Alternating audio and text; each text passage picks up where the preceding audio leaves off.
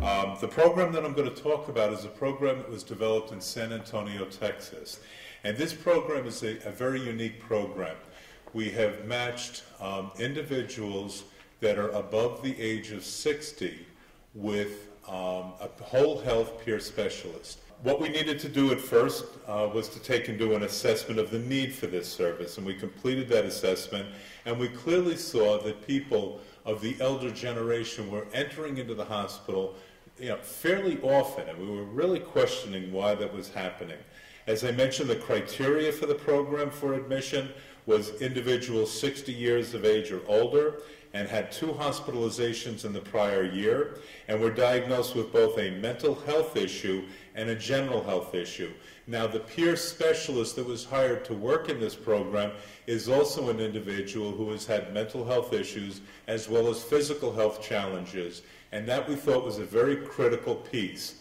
The other piece that we thought was very critical was hiring somebody fresh out of high school might not be able to take and work very well with the elder population, but by having somebody who's around my age, getting up there, having somebody who's had more experience, has some life experiences, that they would be a very good candidate and a suitable candidate for working with these individuals.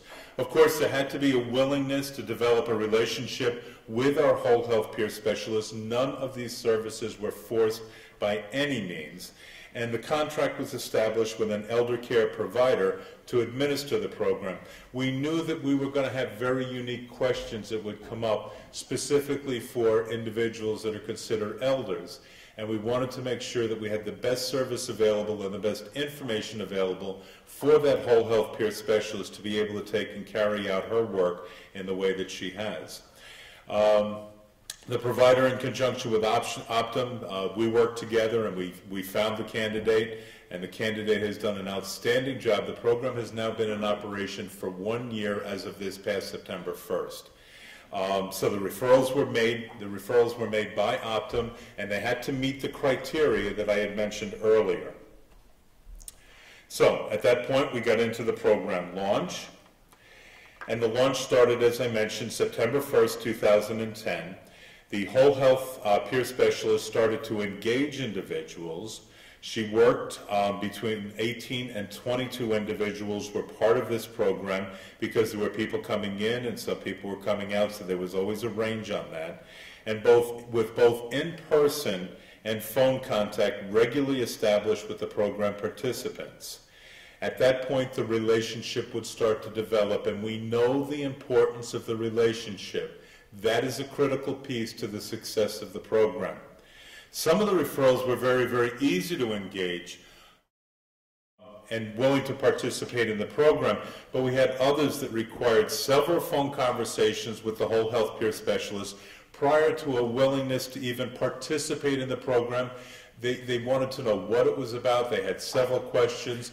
The whole health peer specialist would continue to contact them, and we always run a risk of making sure that we're not overburdening the person or stalking the individual, but at the same time making sure that you're trying to engage the individual. And that's a very fine line that needs to be walked as we're taking and developing this program, because we certainly didn't want to get into the stalking business.